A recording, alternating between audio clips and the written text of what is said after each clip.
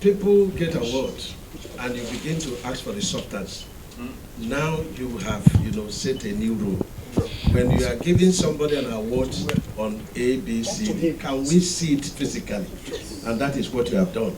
And I think it is, very unique and almost first of its kind. So I want to thank you, and I want to assure you that what drives us here is the fear of God.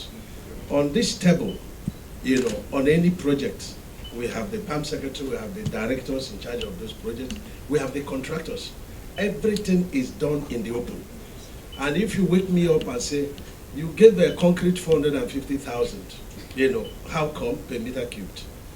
Are we be able to disaggregate the components making of that concrete and tell you cement is costing this, chipping costing this, sand is costing this, machine, and so on and so forth. So there is nothing we do in Ministry of Works that we cannot defend.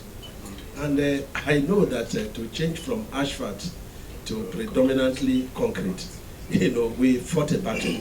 And that's why there is no battle that we are afraid of, provided that God is with you and that you put God and the people before any other interest. Let me tell you, sir, that we wrote to ICPC to go around and investigate all our projects, not on papers, but to go around and investigate the physical accomplishment of what the president is doing. We also wrote to EFCC. Now, ICPC has concluded their own, and we have given them a space here to check our procurement process. They have started their work. Nobody is interfering. Any file they want, any information, and that's how it should be. I'm told that EFCC will start their own, after the summer. We are not hiding anything because we feel for the people. We feel the way our roads are. When a road is cut into two, it amounts to people being in prison. Because when you can move from one point to the other, then the person is in prison. But this is what the president is fighting. And he has done quite a lot. And whatever road that we are building now, mostly on concrete, is going to last 100 years. And there will be no maintenance. So I want to thank you, profusely, for this recognition, for this encouragement. And it's because you have shown, interest of the people by going to investigate, all our claims. That's why we said, yes, we must receive the award because this is very unique. And I want to thank you. I want to thank you. You are not seeking for attention. You are not seeking for money. You are seeking to help the people. And I want to pray that God will also help you.